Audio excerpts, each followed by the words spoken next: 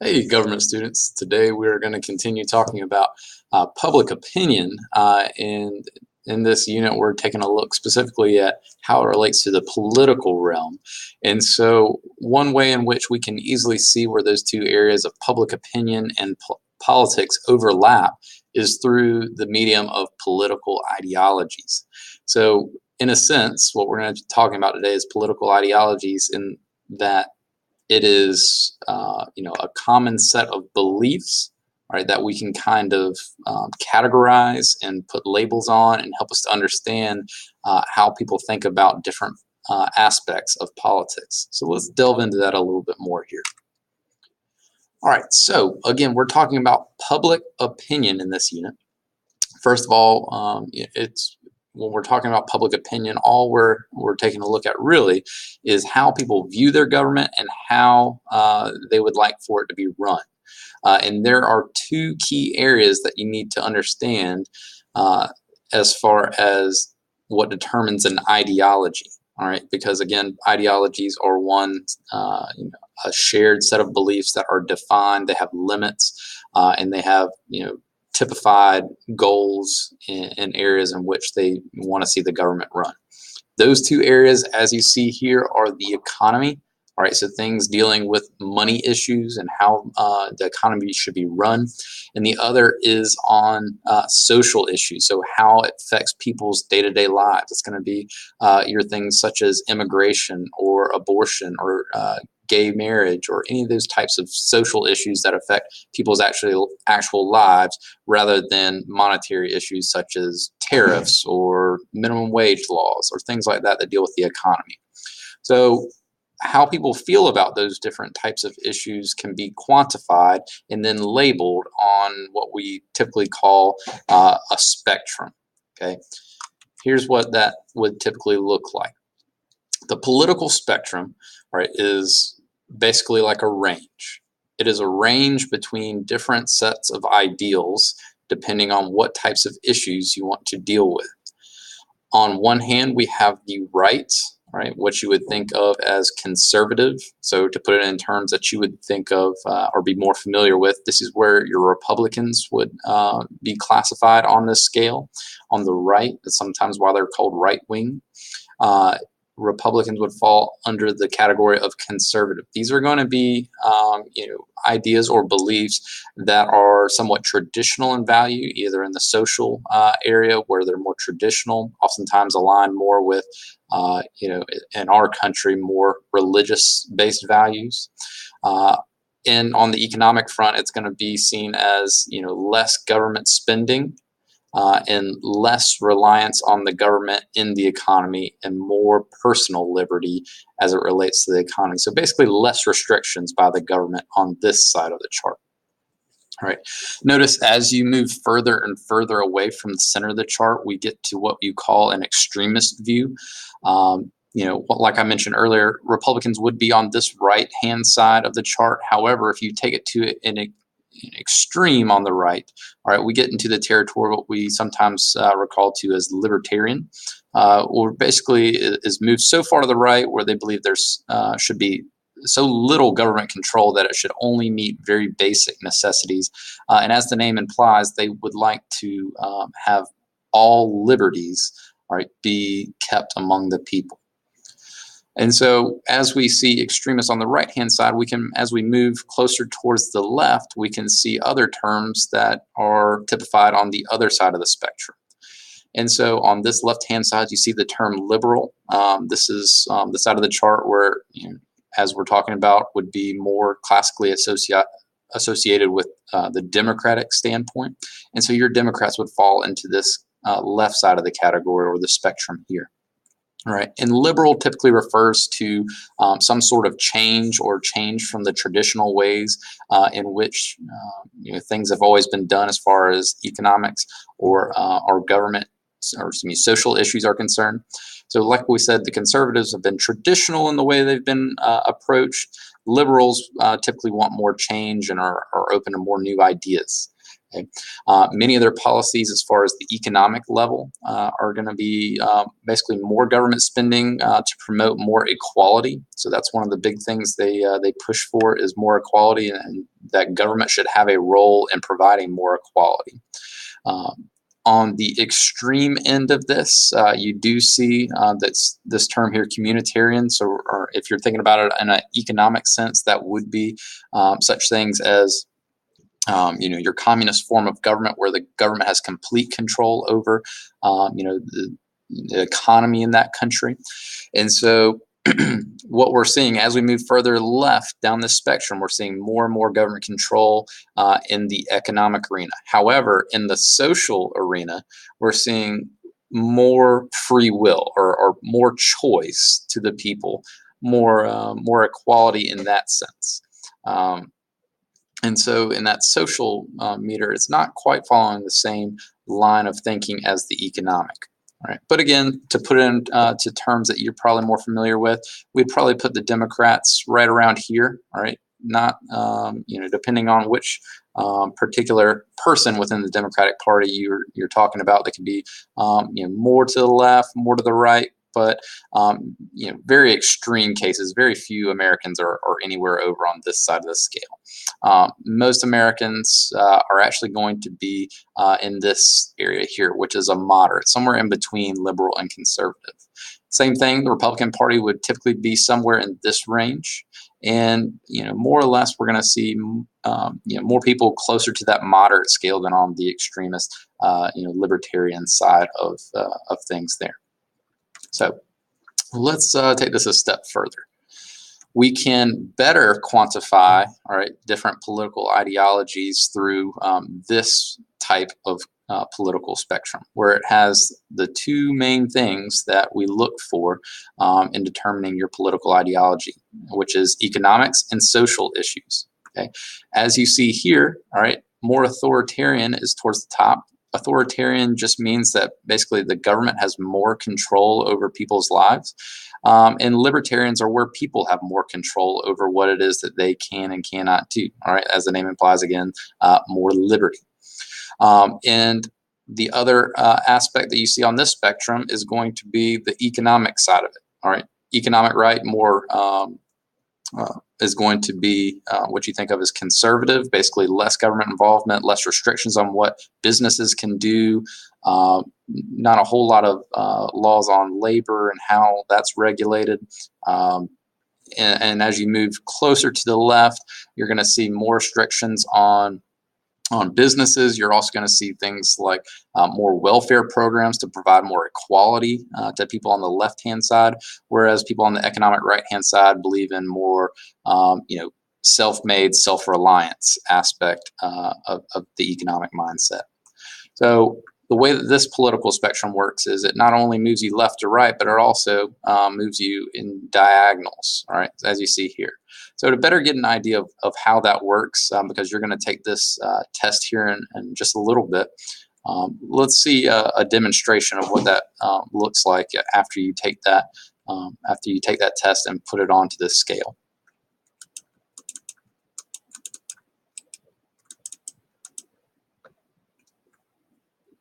Hi. Political compass has become a generic term for all sorts of websites, mostly shallow quizzes and amusements. You might have heard of the authentic political compass already, even if you're not one of the scores of thousands who visit it each week from a great many countries. Our propositions, none of them are questions, are simply a demonstration of our core work. Essentially, the political compass is free of any agenda. It's simply about describing politics in more meaningful terms and pointing out the inadequacy or error of some sloppy but common political definitions. Take left and right. They're essentially for defining economics. A command Marxist economy on the far left, where the government makes all the economic decisions, and on the extreme right, a deregulated or neoliberal economy where economics are left to market forces. Yet left and right are incorrectly used to also define social positions. Take a look at the French political scene. The National Front's routinely described as extreme right, yet its economic policies are often to the left of even the French Socialist Party. But the political compass has a second dimension, the social one. that correctly shows that the economics of France's National Front are quite moderate, as is the case with many similar new so-called extreme right parties in other countries. Their extremism is in their nationalist social attitudes and policies. Conversely, President Macron's economics are far more right-wing in the sense that he's a neoliberal champion of deregulation, but his social attitudes are far more liberal than Le Pen's.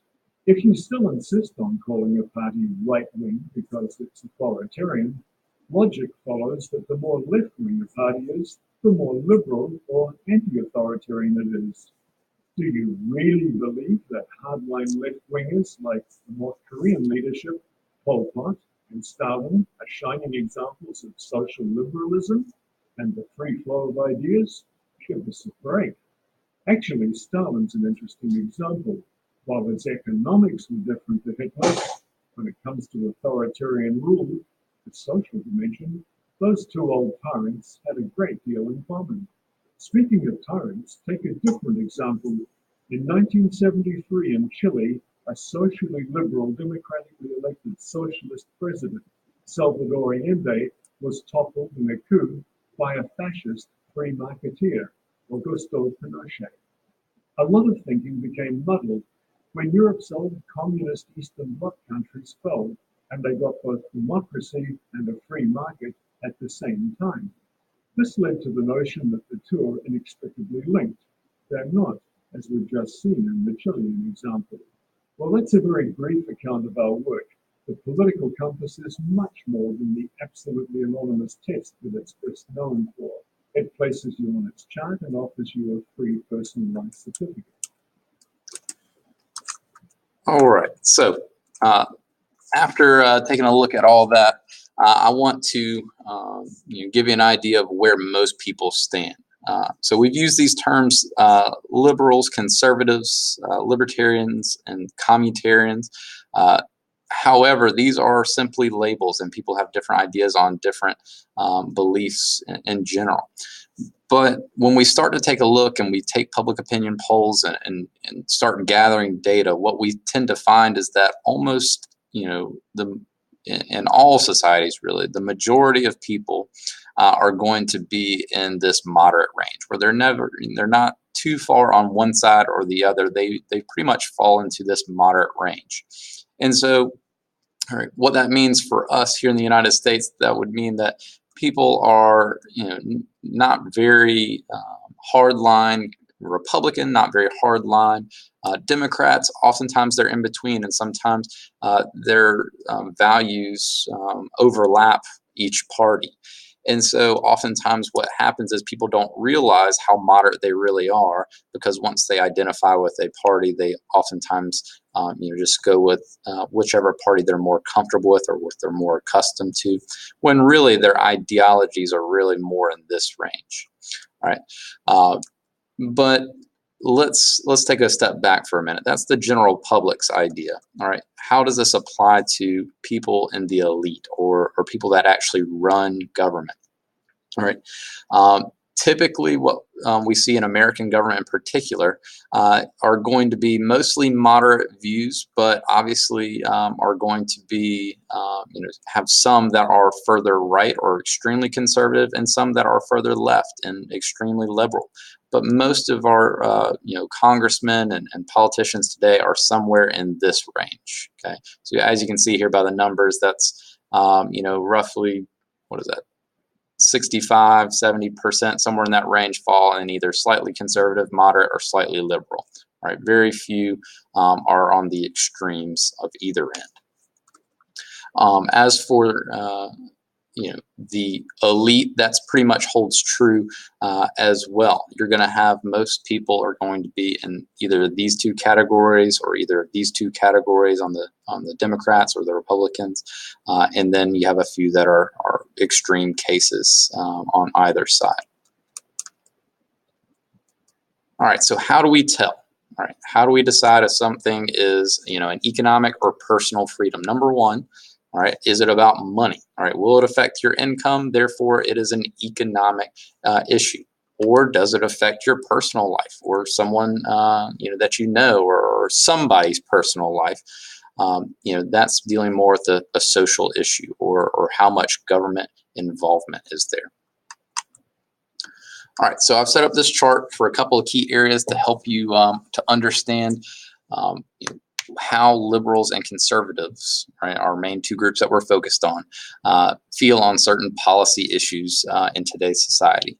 So I want you to take a minute, pause the video, and write down where you think liberals and conservatives stand on these particular issues.